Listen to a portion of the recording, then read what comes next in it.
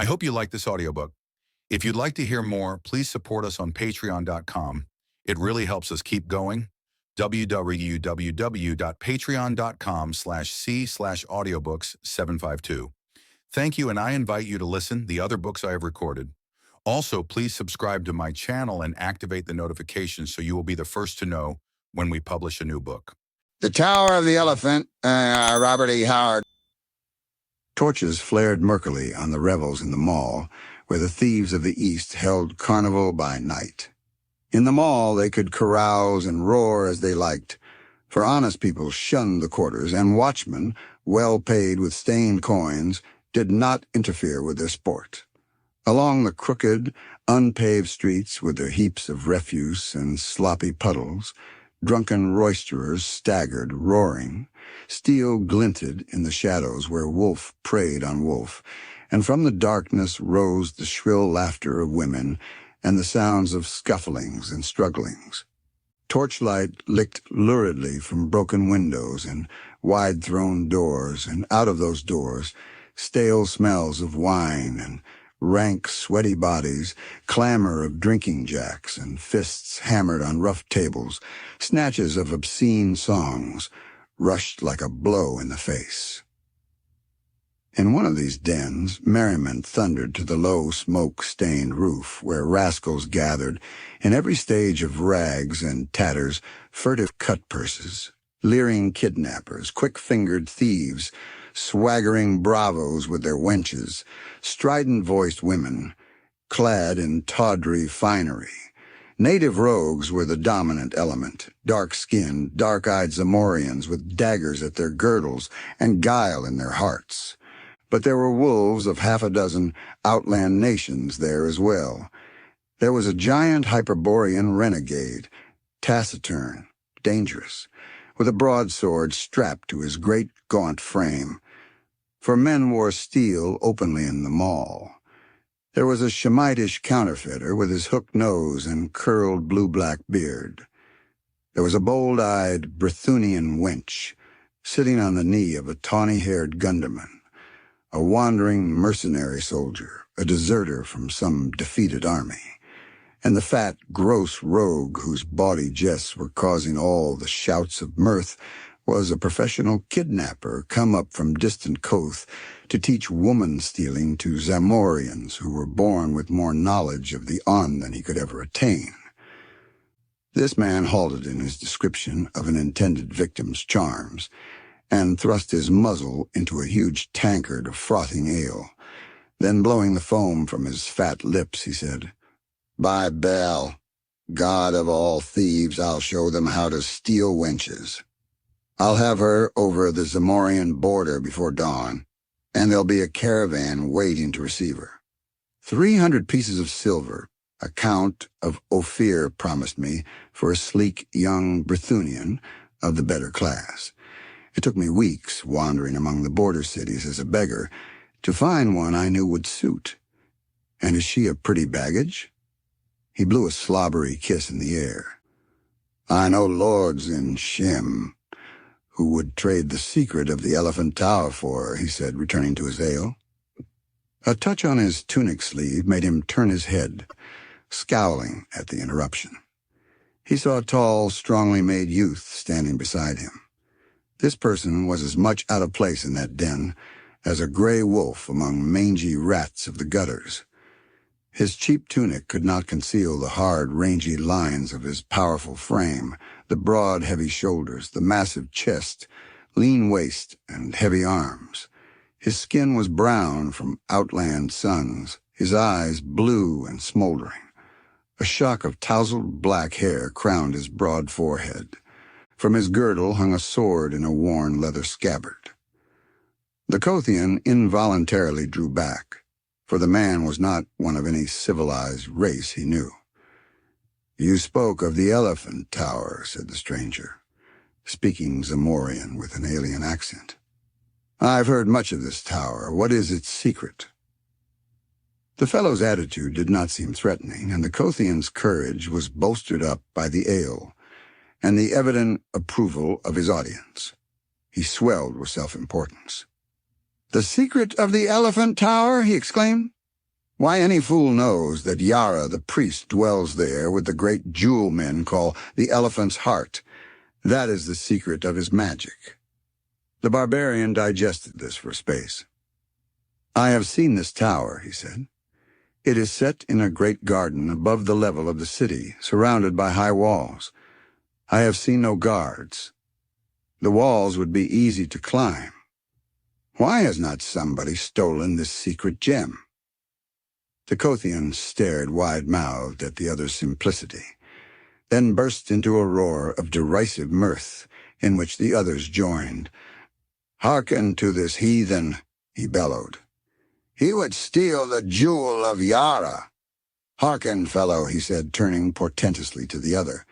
"I suppose you are some sort of a northern barbarian?"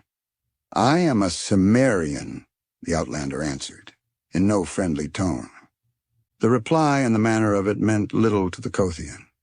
Of a kingdom that lay far to the south, on the borders of Shem, he knew only vaguely of the northern races. "Then give ear and learn wisdom, fellow," said he, pointing his drinking-jack at the discomfited youth. "Know that in Zamora, and more especially in the city, there are more bold thieves than anywhere else in the world, even Koth. If mortal man could have stolen the gem, be sure it would have been filched long ago. You speak of climbing the walls, but once having climbed, you would quickly wish yourself back again. There are no guards in the gardens at night for a very good reason, that is, no human guards.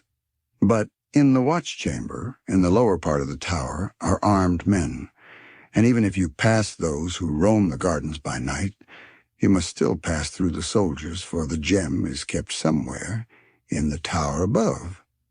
"But if a man could pass through the gardens," argued the Cimmerian, "why could he not come at the gem through the upper part of the tower and thus avoid the soldiers?" Again the Kothian gaped at him. "Listen to him," he shouted jeeringly. "The barbarian is an eagle who would fly to the jeweled rim of the tower, which is only 150 feet above the earth, with rounded sides slicker than polished glass." The Cimmerian glared about, embarrassed at the roar of mocking laughter that greeted this remark. He saw no particular humor in it, and was too new to civilization to understand its discourtesies. Civilized men are more discourteous than savages, because they know they can be impolite without having their skulls split, as a general thing. He was bewildered and chagrined, and doubtless would have slunk away, abashed. But the Kothian chose to goad him further. "Come, come," he shouted. "Tell these poor fellows, who have only been thieves since before you were spawned, tell them how you would steal the gem." "There is always a way, if the desire be coupled with courage," answered the Cimmerian shortly, nettled. The Kothian chose to take this as a personal slur. His face grew purple with anger. "What?" he roared. "You dare tell us our business, and intimate that we are cowards? Get along. Get out of my sight." And he pushed the Cimmerian violently. "Will you mock me and then lay hands on me?" grated the barbarian, his quick rage leaping up. And he returned the push with an open-handed blow that knocked his tormentor back against the rude-hewn table. Ali splashed over the jack's lip, and the Kothian roared in fury, dragging at his sword. "Heathen dog," he bellowed. "I'll have your heart for that." Steel flashed, and the throng surged wildly back out of the way. In their flight, they knocked over the single candle, and the den was plunged in darkness, broken by the crash of upset benches, drum of flying feet, shouts, oaths of people tumbling over one another, and a single strident yell of agony that cut the din like a knife. When a candle was relighted, most of the guests had gone out by doors and broken windows, and the rest huddled behind stacks of wine kegs and under tables. The barbarian was gone. The center of the room was deserted except for the gashed body of the Kothian. The Cimmerian, with the unerring instinct of the barbarian, had killed his man in the darkness and confusion. 2. The lurid lights and drunken revelry fell away behind the Cimmerian. He had discarded his torn tunic and walked through the night naked except for a loincloth and his high-strapped sandals. He moved with the supple ease of a great tiger, his steely muscles rippling under his brown skin. He had entered the part of the city reserved for the temples. On all sides of him they glittered white in the starlight, snowy marble pillars and golden domes and silver arches, shrines of Zamora's myriad strange gods. He did not trouble his head about them. He knew that Zamora's religion, like all things of a civilized, long-settled people, was intricate and complex, and had lost most of the pristine essence in a maze of formulas and rituals. He had squatted for hours in the courtyard of the philosophers, listening to the arguments of theologians and teachers, and come away in a haze of bewilderment, sure of only one thing, and that they were all touched in the head. His gods were simple and understandable. Crom was their chief, and he lived on a great mountain, whence he sent forth dooms and death. It was useless to call on Crom because he was a gloomy, savage god, and he hated weaklings. But he gave a man courage at birth, and the will and might to kill his enemies, which, in the Cimmerian's mind, was all any god should be expected to do. His sandaled feet made no sound on the gleaming pave. No watchman passed, for even the thieves of the Maul shunned the temples, where strange dooms had been known to fall on violators. Ahead of him he saw, looming against the sky, the Tower of the Elephant. He mused, wondering why it was so named. No one seemed to know. He had never seen an elephant, but he vaguely understood that it was a monstrous animal, with a tail in front as well as behind. This a wandering Shemite had told him, swearing that he had seen such beasts by the thousands in the country of the Hyrcanians. But all men knew what liars were the men of Shem. At any rate, there were no elephants in Zamora. The shimmering shaft of the tower rose frostily in the stars. In the sunlight, it shone so dazzlingly that few could bear its glare, and men said it was built of silver. It was round, a slim, perfect cylinder, 150 feet in height, and its rim glittered in the starlight with the great jewels which crusted it. The tower stood among the waving, exotic trees of a garden raised high above the general level of the city. A high wall enclosed this garden, and outside the wall was a lower level, likewise enclosed by a wall. No lights shone forth. There seemed to be no windows in the tower, at least not above the level of the inner wall. Only the gems high above sparkled frostily in the starlight. Shrubbery grew thick outside the lower, or outer wall. The Cimmerian crept close and stood beside the barrier, measuring it with his eyes. It was high, but he could leap and catch the coping with his fingers. Then it would be child's play to swing himself up and over, and he did not doubt that he could pass the inner wall in the same manner. But he hesitated at the thought of the strange perils which were said to await within. These people were strange and mysterious to him. They were not of his kind, not even of the same blood as the more westerly Brythunians, Nemedians, Kothians, and Aquilonians, whose civilized mysteries had awed him in times past. The people of Zamora were very ancient, and from what he had seen of them, very evil. He thought of Yara, the high priest, who worked strange dooms from this jeweled tower, and the Cimmerian's hair prickled as he remembered a tale told by a drunken page of the court. How Yara had laughed in the face of a hostile prince and held up a glowing evil gem before him, and how rays shot blindingly from that unholy jewel to envelop the prince, who screamed and fell down and shrank to a withered, blackened lump that changed to a black spider which scampered wildly about the chamber until Yara set his heel upon it. Yara came not often from his tower of magic. and always to work evil on some man or some nation. The king of Zamora feared him more than he feared death, and kept himself drunk all the time because that fear was more than he could endure sober. Yara was very old, centuries old, men said, and added that he would live forever because of the magic of his gem, which men called the heart of the elephant, for no better reason than they named his hold the Elephant's Tower. The Cimmerian, engrossed in these thoughts, shrank quickly against the wall. Within the garden someone was passing, who walked with a measured stride. The listener heard the clink of steel. So after all, a guard did pace those gardens. The Cimmerian waited, expected to hear him pass again on the next round, but silence rested over the mysterious gardens. At last, curiosity overcame him. Leaping lightly, he grasped the wall and swung himself up to the top with one arm. Lying flat on the broad coping, he looked down into the wide space between the walls. No shrubbery grew near him, though he saw some carefully trimmed bushes near the inner wall. The starlight fell on the even sward, and somewhere a fountain tinkled.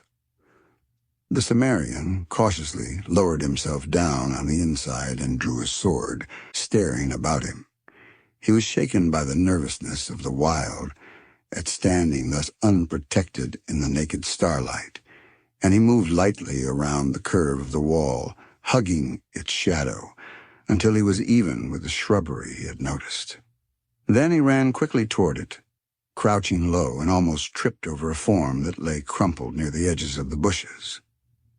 A quick look to right and left showed him no enemy in sight, at least, and he bent close to investigate.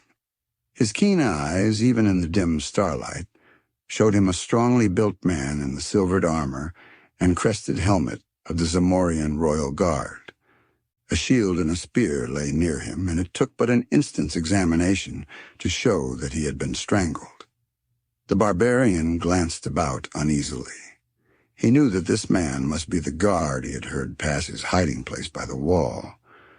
Only a short time had passed, yet in that interval nameless hands had reached out of the dark and choked out the soldier's life. Straining his eyes in the gloom, he saw a hint of motion through the shrubs near the wall. Thither he glided, gripping his sword. He made no more noise than a panther stealing through the night, yet the man he was stalking heard. The Cimmerian had a dim glimpse of a huge bulk close to the wall, felt relief that it was at least human. Then the fellow wheeled quickly with a gasp that sounded like panic, made the first motion of a forward plunge, hands clutching, then recoiled as the Cimmerian's blade caught the starlight. For a tense instant neither spoke, standing ready for anything.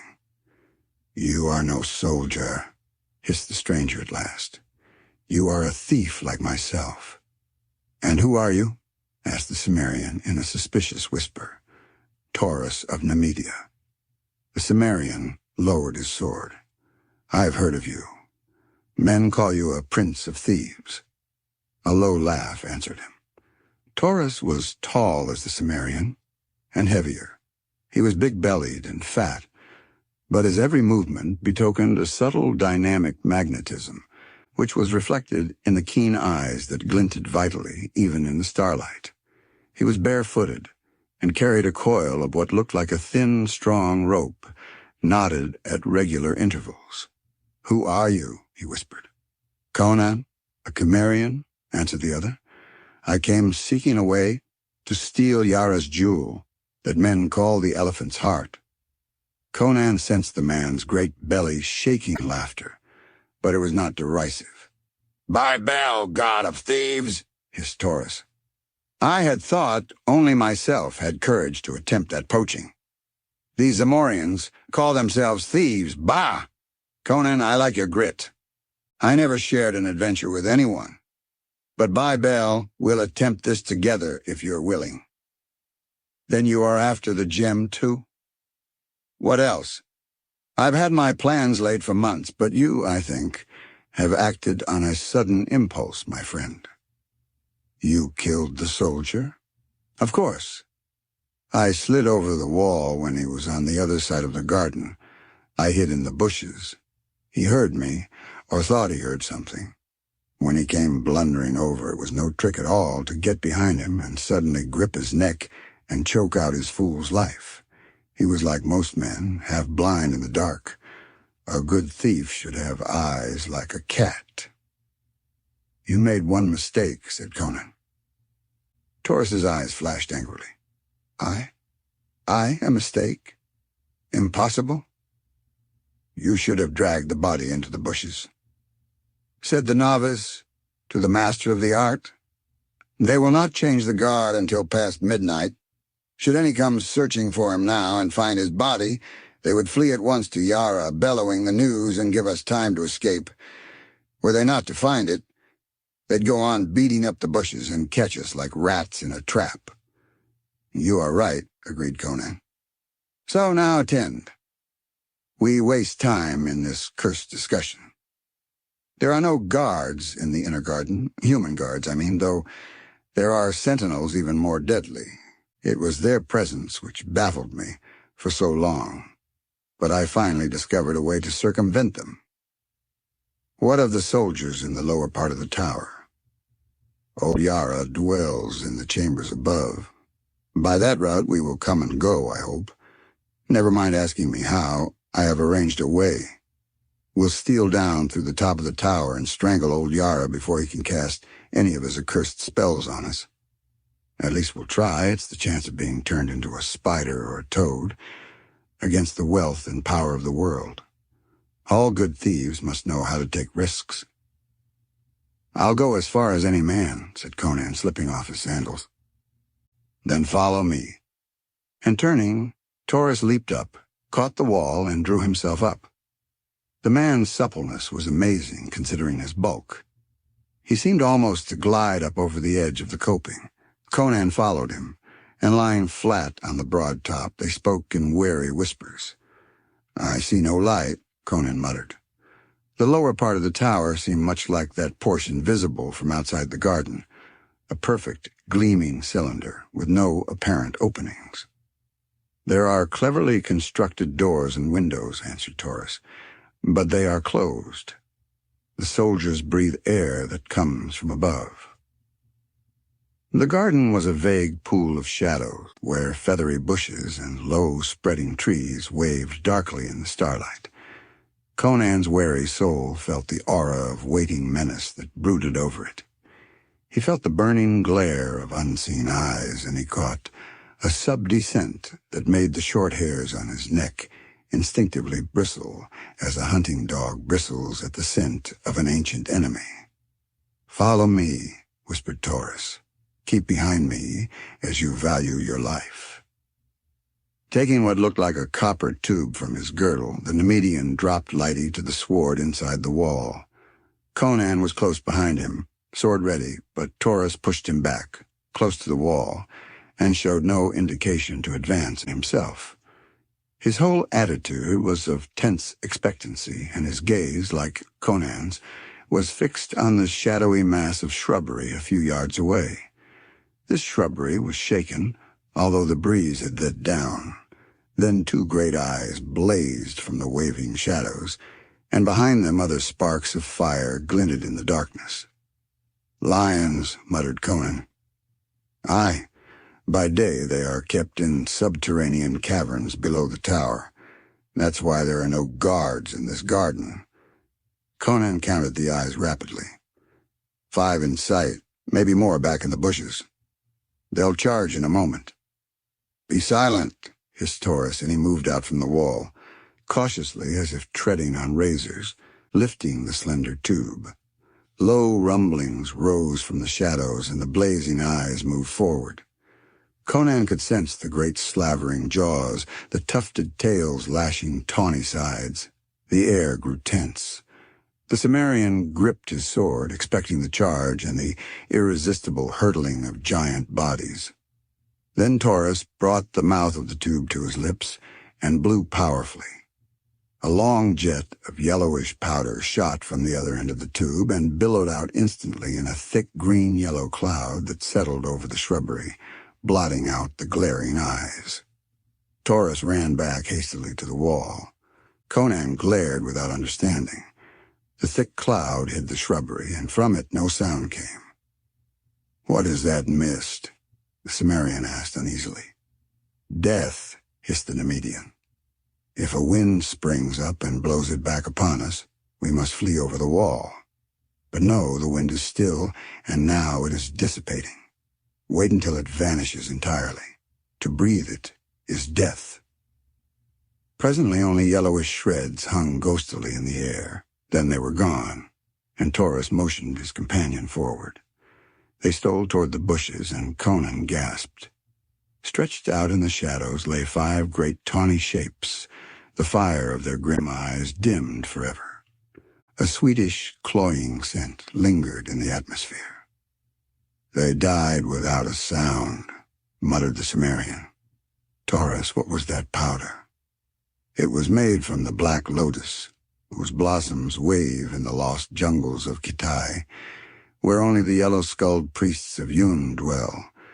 Those blossoms strike dead any who smell of them."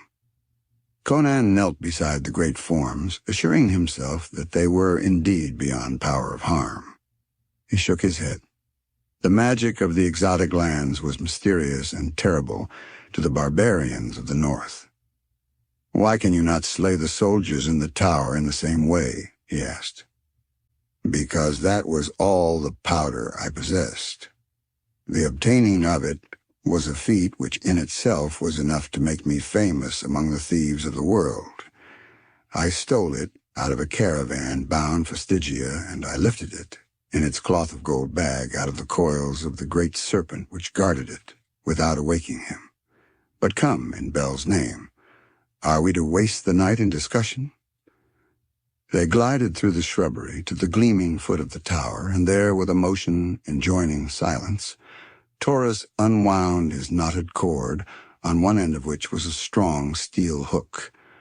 Conan saw his plan, and asked no questions, as the Nemedian gripped the line a short distance below the hook, and began to swing it about his head. Conan laid his ear to the smooth wall and listened, but could hear nothing. Evidendi, the soldiers within, did not suspect the presence of intruders, who had made no more sound than the night wind blowing through the trees. But a strange nervousness was on the barbarian. Perhaps it was the lion smell which was over everything. Taurus threw the line with a smooth, ripping motion of his mighty arm. The hook curved upward and inward in a peculiar manner, hard to describe, and vanished over the jeweled rim. It apparently caught firmly, for cautious jerking and then hard pulling did not result in any slipping or giving. "Luck the first cast," murmured Taurus. It was Conan's savage instinct which made him wheel suddenly, for the death that was upon them made no sound. A fleeting glimpse showed the Cimmerian, the giant tawny shape, rearing upright against the stars, towering over him for the death stroke. No civilized man could have moved half so quickly as the barbarian moved. His sword flashed frostily in the starlight with every ounce of desperate nerve and thew behind it, and man and beast went down together. Cursing incoherently beneath his breath, Taurus bent above the mass, and saw his companion's limbs move as he strove to drag himself from under the great weight that lay limply upon him. A glance showed the startled Nemedian that the lion was dead, its slanting skull split in half. He laid hold of the carcass, and by his aid, Conan thrust it aside and clambered up, still gripping his dripping sword. "Are you hurt, man?" gasped Taurus, still bewildered by the stunning swiftness of that touch-and-go episode. "No, by Crom," answered the barbarian. "But that was as close a call as I've had in a life no ways tame. Why did not the cursed beast roar as he charged?" "All things are strange in this garden," said Taurus. "The lions strike silently, and so do other deaths. But come. Little sound was made in that slaying, but the soldiers might have heard, if they are not asleep or drunk. That beast was in some other part of the garden, and escaped the death of the flowers, but surely there are no more. We must climb this cord, Little need to ask a Cimmerian if he can. If it will bear my weight, grunted Conan, cleansing his sword on the grass. It will bear thrice my own, answered Taurus. It was woven from the tresses of dead women, which I took from their tombs at midnight, and steeped in the deadly wine of the upas tree. To give it strength, I will go first, then follow me closely. The Nemedian gripped the rope and, crooking a knee about it, began the ascent. He went up like a cat, belying the apparent clumsiness of his bulk. The Cimmerian followed. The cord swayed and turned on itself, but the climbers were not hindered. Both had made more difficult climbs before. The jeweled rim glittered high above them, jutting out from the perpendicular, a fact which added greatly to the ease of the ascent. Up and up they went, silently, the lights of the city spreading out further and further to their sight as they climbed, the stars above them more and more dimmed by the glitter of the jewels along the rim. Now Taurus reached up a hand and gripped the rim itself, pulling himself up and over. Conan paused a moment on the very edge, fascinated by the great frosty jewels whose gleams dazzled his eyes. Diamonds, rubies, emeralds, sapphires, turquoises, moonstones, set thick as stars in the shimmering silver. At a distance, their different gleams had seemed to merge into a pulsing white glare.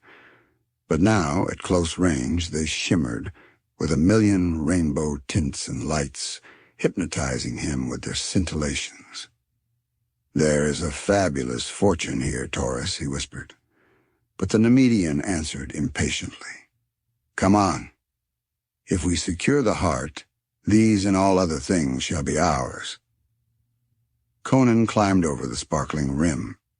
The level of the tower's top was some feet below the gemmed ledge.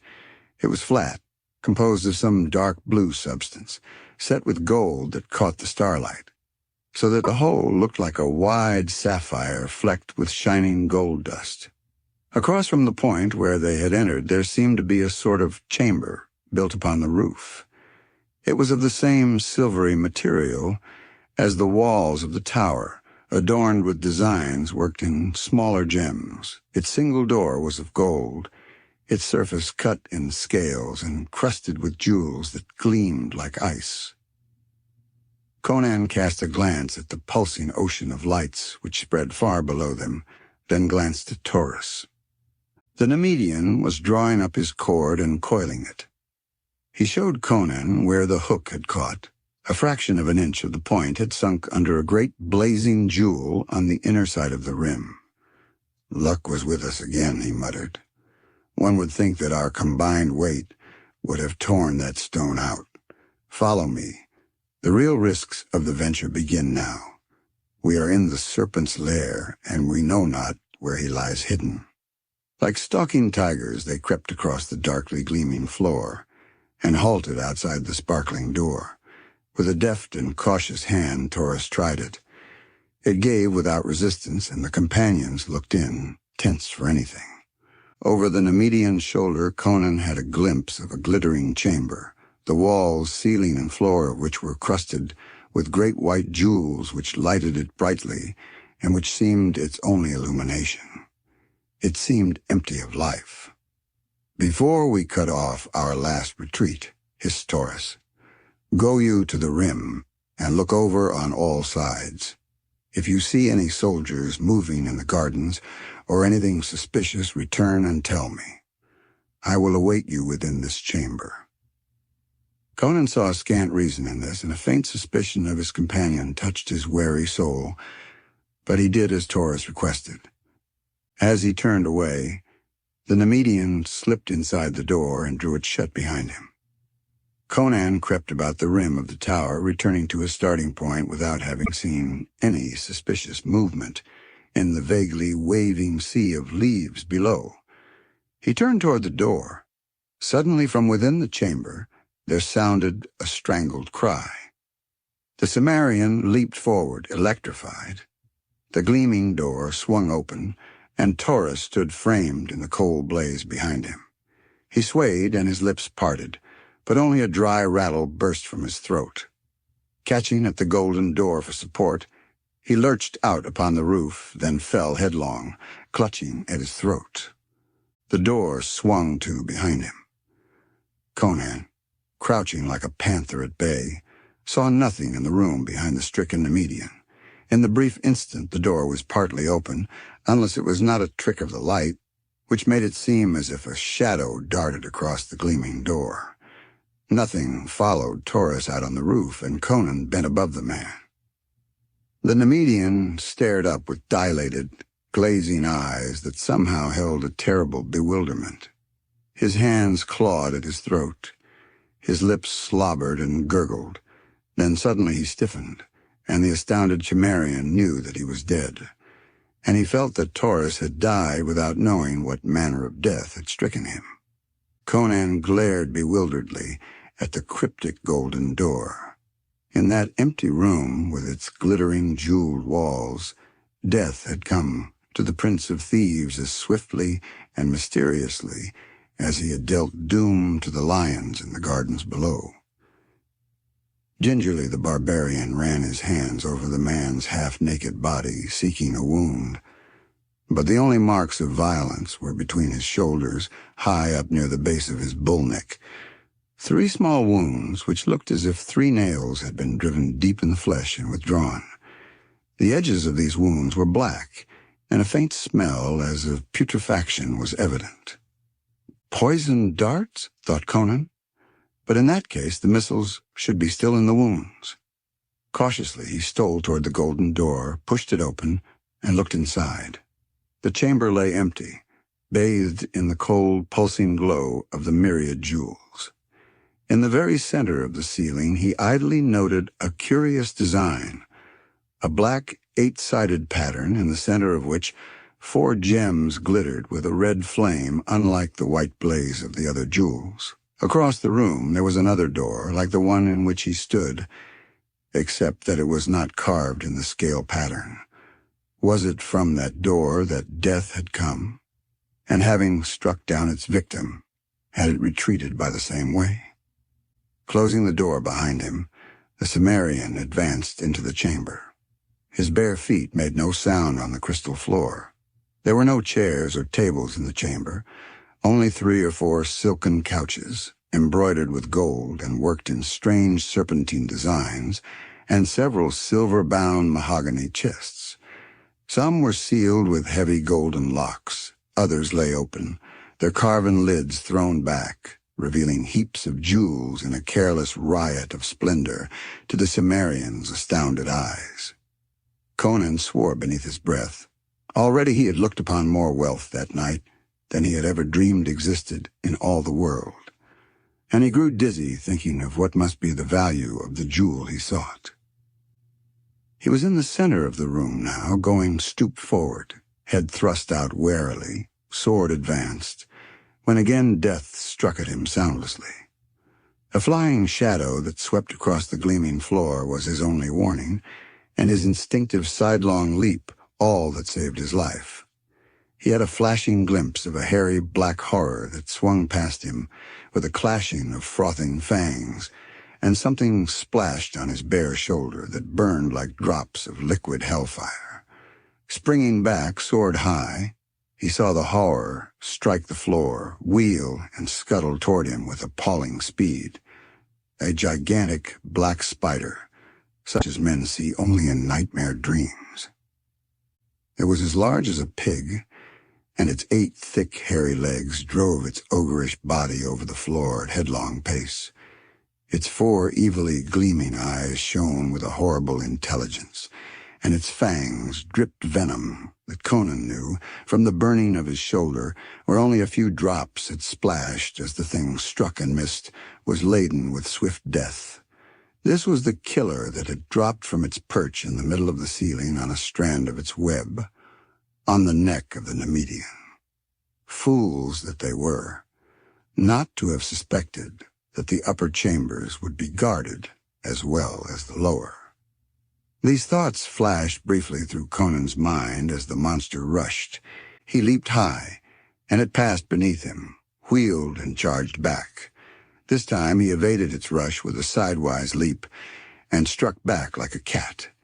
His sword severed one of the hairy legs, and again he barely saved himself as the monstrosities swerved at him, fangs clicking fiendishly. But the creature did not press the pursuit. Turning, it scuttled across the crystal floor and ran up the wall to the ceiling, where it crouched for an instant, glaring down at him with its fiendish red eyes. Then, without warning, it launched itself through space, trailing a strand of slimy, grayish stuff. Conan stepped back to avoid the hurtling body, then ducked frantically, just in time to escape being snared by the flying web rope. He saw the monster's intent and sprang toward the door, but it was quicker, and a sticky strand cast across the door made him a prisoner. He dared not try to cut it with his sword. He knew the stuff would cling to the blade, and before he could shake it loose, the fiend would be sinking its fangs into his back. Then began a desperate game. The wits and quickness of the man matched against the fiendish craft and speed of the giant spider. It no longer scuttled across the floor in a direct charge or swung its body through the air at him. It raced about the ceiling and the walls, seeking to snare him in the long loops of sticky gray web strands, which it flung with a devilish accuracy. These strands were thick as ropes, and Conan knew that once they were coiled about him, his desperate strength would not be enough to tear him free before the monster struck. All over the chamber went on that devil's game, in utter silence except for the quick breathing of the man, the low scuff of his bare feet on the shining floor, the castanet rattle of the monstrosity's fangs. The gray strands lay in coils on the floor. They were looped along the walls. They overlaid the jewel chests and silken couches, and hung in dusky festoons from the jeweled ceiling. Conan's steel-trap quickness of eye and muscle had kept him untouched, though the sticky loops had passed him so close they rasped his naked hide. He knew he could not always avoid them. He not only had to watch the strands swinging from the ceiling, but to keep his eye on the floor, lest he trip in the coils that lay there. Sooner or later, a gummy loop would writhe about him, python-like, and then, wrapped like a cocoon, he would lie at the monster's mercy. The spider raced across the chamber floor, the gray rope waving out behind it. Conan leaped high, clearing a couch. With a quick wheel, the fiend ran up the wall, and the strand, leaping off the floor like a live thing, whipped about the Cimmerian's ankle. He caught himself on his hands as he fell, jerking frantically at the web which held him like a pliant vice or the coil of a python. The hairy devil was racing down the wall to complete its capture. Stung to frenzy, Conan caught up a jewel chest and hurled it with all his strength. It was a move toe monster was not expecting. Full in the midst of the branching black legs, the massive missile struck, smashing against the wall with a muffled, sickening crunch. Blood and greenish slime spattered, and the shattered mass fell with the burst gem chest to the floor. The crushed black body lay among the flaming riot of jewels that spilled over it. The hairy legs moved aimlessly. The dying eyes glittered redly among the twinkling gem. Conan glared about, but no other horror appeared, and he set himself to working free of the web. The substance clung tenaciously to his ankle and his hands, but at last he was free, and taking up his sword, he picked his way among the gray coils and loops to the inner door. What horrors lay within he did not know. The Cimmerian's blood was up, and since he had come so far and overcome so much peril, he was determined to go through to the grim finish of the adventure, whatever that might be, and he felt that the jewel he sought was not among the many so carelessly strewn about the gleaming chamber. Stripping off the loops that fouled the inner door, he found that it, like the other, was not locked. He wondered if the soldiers below were still unaware of his presence. Well, he was high above their heads, and if tales were to be believed, they were used to strange noises in the tower above them, sinister sounds and screams of agony and horror. Yara was on his mind, and he was not altogether comfortable as he opened the golden door. But he saw only a flight of silver steps leading down, dimly lighted by what means he could not ascertain. Down these he went silently, gripping his sword. He heard no sound, and came presently to an ivory door set with bloodstones. He listened, but no sound came from within. Only thin wisps of smoke drifted lazily from beneath the door, bearing a curious, exotic odor unfamiliar to the Cimmerian. Below him, the silver stair wound down to vanish in the dimness, and up that shadowy well no sound floated. He had an eerie feeling that he was alone in a tower occupied only by ghosts and phantoms. 3. Cautiously he pressed against the ivory door, and it swung silently inward. On the shimmering threshold, Conan stared like a wolf in strange surroundings, ready to fight or flee on the instant. He was looking into a large chamber with a domed golden ceiling. The walls were of green jade, the floor of ivory, partly covered by thick rugs. Smoke and exotic scent of incense floated up from a brazier on a golden tripod, and behind it sat an idol on a sort of marble couch. Conan stared aghast. The image had the body of a man, naked and green in color, but the head was one of nightmare and madness. Too large for the human body, it had no attributes of humanity. Conan stared at the wide, flaring ears, the curling proboscis, on either side of which stood white tusks tipped with round, golden balls. The eyes were closed, as if in his sleep. This, then, was the reason for the name, the Tower of the Elephant, for the head of the thing was much like that of the beast described by the Shemitish wanderer. This was Yara's god. Where, then, should the gem be, but concealed in the idol, since the stone was called the elephant's heart? As Conan came forward, his eyes fixed on the motionless idol, the eyes of the thing opened suddenly. The Cimmerian froze in his tracks. It was no image. It was a living thing, and he was trapped in its chamber. That he did not instantly explode in a burst of murderous frenzy is a fact that measures his horror, which paralyzed him where he stood. A civilized man in his position would have sought doubtful refuge in the conclusion that he was insane. It did not occur to the Cimmerian to doubt his senses. He knew he was face to face with a demon of the elder world, and the realization robbed him of all his faculties except sight. The trunk of the horror was lifted and quested about. The topaz eyes stared unseeingly, and Conan knew the monster was blind. With the thought came a thawing of his frozen nerves, and he began to back silently toward the door. But the creature heard. The sensitive trunk stretched toward him, and Conan's horror froze him again, when the being spoke, in a strange, stammering voice that never changed its key or timbre. The Cimmerian knew that those jaws were never built or intended for human speech. "Who is here? Have you come to torture me again, Yara? Will you never be done? Oh, Yakosha, is there no end to agony?" Tears rolled from the sightless eyes, and Conan's gaze strayed to the limbs stretched on the marble couch. And he knew the monster would not rise to attack him.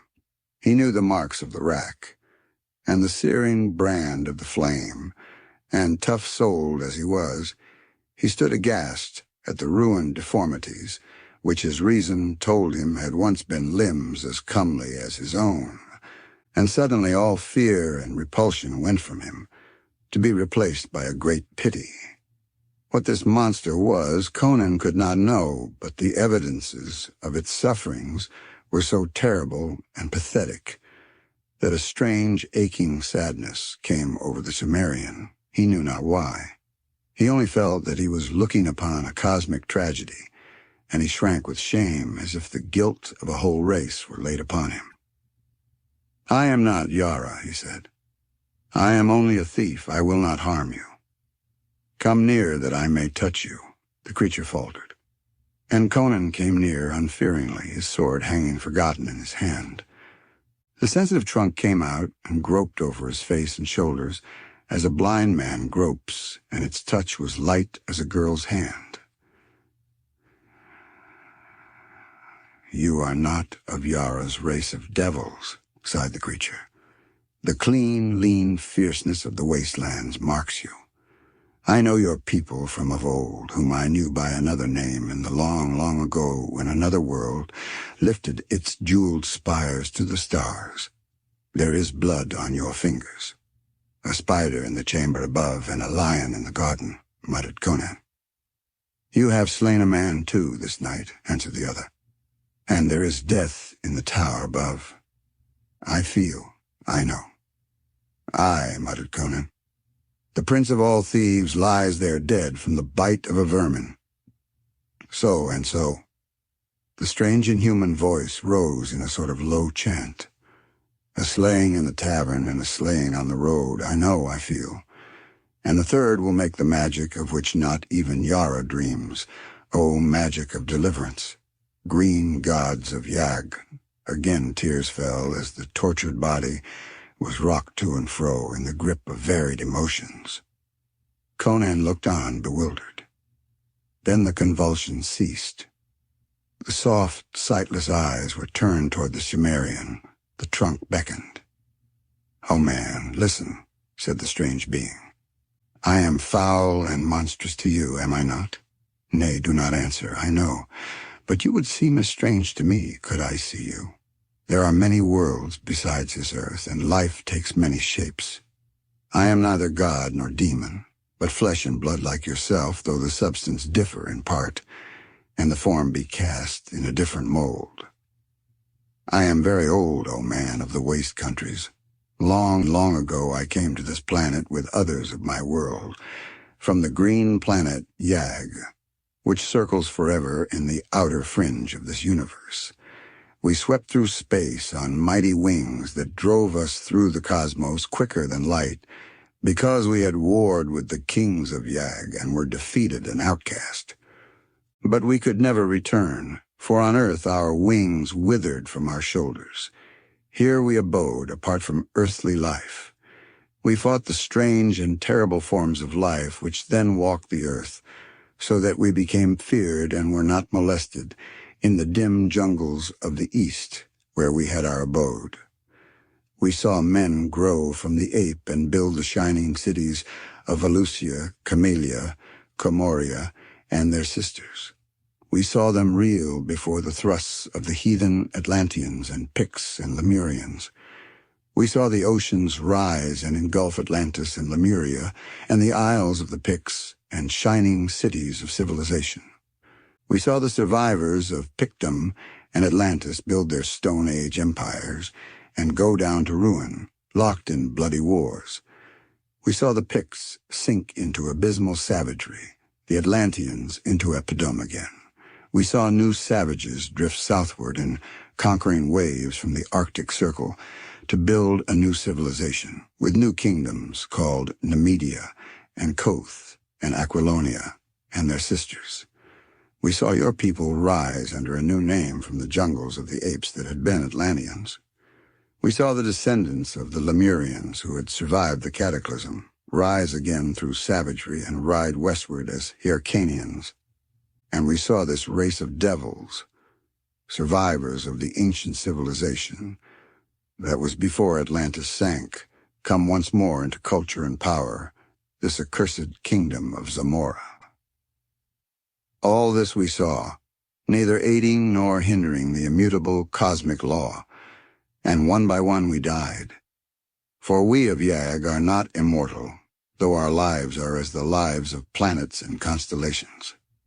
At last, I alone was left, dreaming of old times among the ruined temples of jungle-lost Kitai, worshipped as a god by an ancient yellow-skinned race.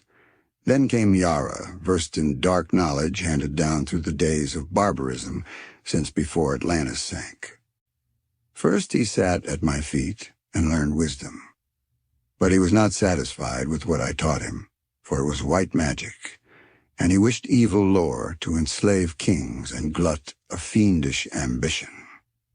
I would teach him none of the black secrets I had gained through no wish of mine, through the eons. But his wisdom was deeper than I had guessed.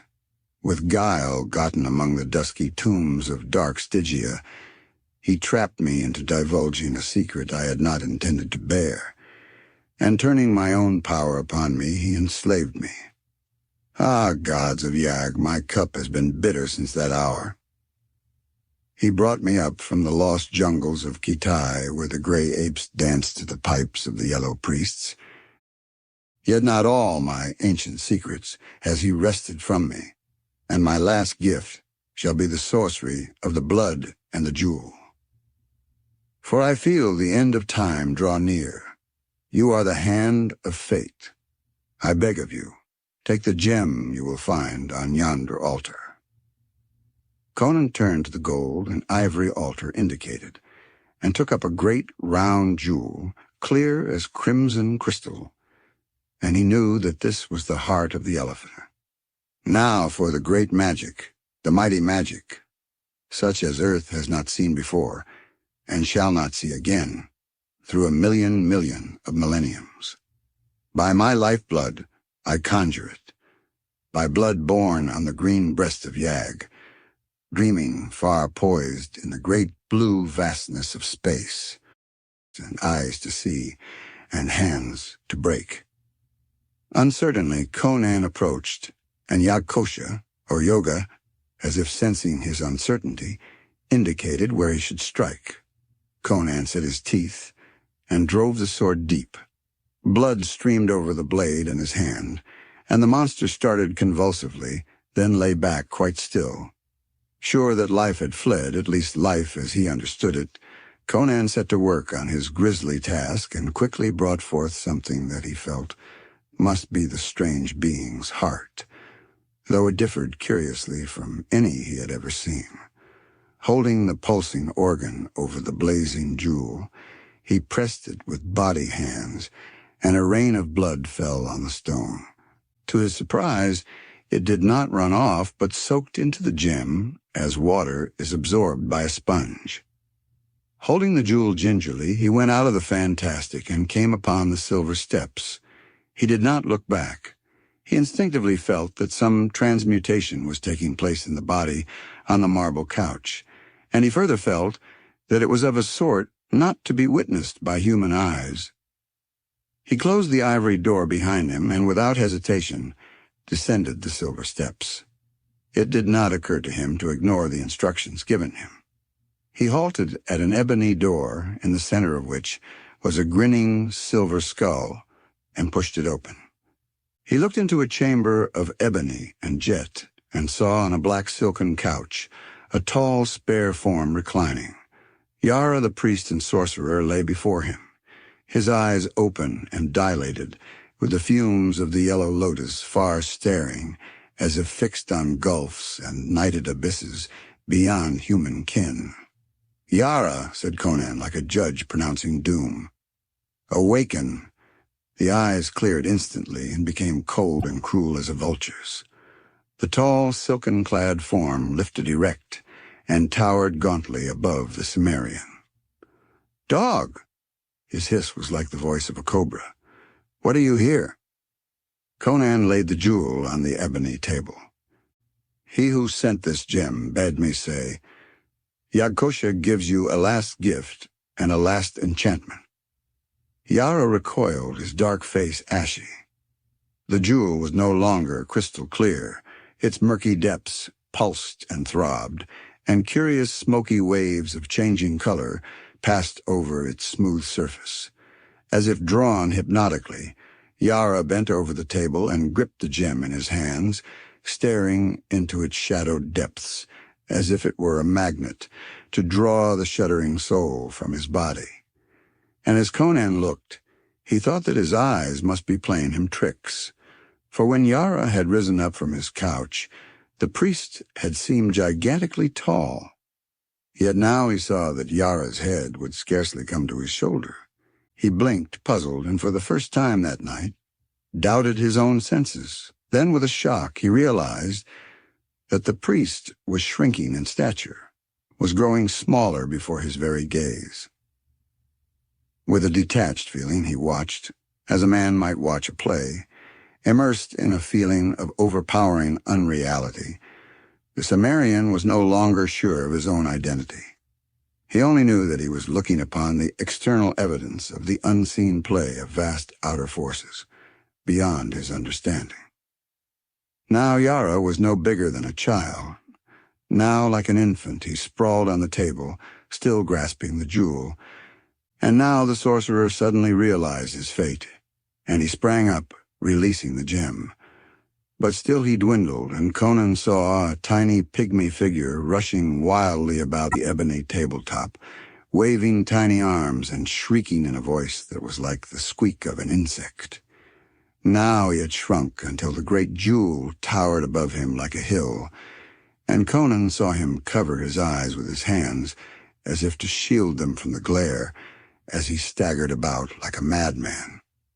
Conan sensed that some unseen magnetic force was pulling Yara to the gem.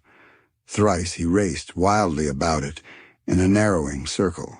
Thrice he strove to turn and run out across the table.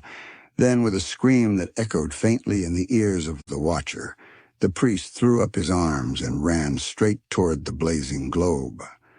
Bending close, Conan saw Yara clamber up the smooth, curving surface impossibly, like a man climbing a glass mountain. Now the priest stood on the top, still with tossing arms, invoking what grisly names only the gods know. And suddenly he sank into the very heart of the jewel, as a man sinks into a sea, and Conan saw the smoky waves close over his head. Now he saw him in the crimson heart of the jewel, once more crystal clear, as a man sees a scene far away, tiny with great distance. And into the heart came a green, shining, winged figure with the body of a man and the head of an elephant, no longer blind or crippled. Yara threw up his arms and fled as a madman flees, and on his heels came the Avenger. Then, like the bursting of a bubble, the great jewel vanished in a rainbow burst of iridescent gleams, and the ebony tabletop lay bare and deserted, as bare, Conan somehow knew, as the marble couch in the chamber above, where the body of that strange transcosmic being called Yagkosha and Yoga had lain. The Cimmerian turned and fled from the chamber, down the silver stairs. So mazed was he that it did not occur to him to escape from the tower by the way he had entered it. Down that winding, shadowy silver well he ran, and came into a large chamber at the foot of the gleaming stairs. There he halted for an instant. He had come into the room of soldiers. He saw the glitter of their silver corselets, the sheen of their jeweled sword hilts. They sat slumped at the banquet board, their dusky plumes waving somberly above their drooping helmeted heads. They lay among their dice and fallen goblets on the wine-stained lapis lazuli floor, and he knew that they were dead. The promise had been made, the word kept. Whether sorcery or magic or the falling shadow of great green wings had stilled the revelry, Conan could not know, but his way had been made clear, and a silver door stood open, framed in the whiteness of dawn. Into the waving green gardens came the Cimmerian, and as the dawn wind blew upon him with the cool fragrance of luxuriant growths, he started like a man waking from a dream. He turned back uncertainly to stare at the cryptic tower he had just left. Was he bewitched and enchanted? Had he dreamed all that had seemed to have passed? As he looked, he saw the gleaming tower sway against the crimson dawn, its jewel-crusted rim sparkling in the growing light, and crash into shining shards. The end. I hope you liked this audiobook. If you'd like to hear more, please support us on patreon.com. It really helps us keep going. www.patreon.com/c/audiobooks752. Thank you, and I invite you to listen the other books I have recorded. Also, please subscribe to my channel and activate the notifications so you will be the first to know when we publish a new book.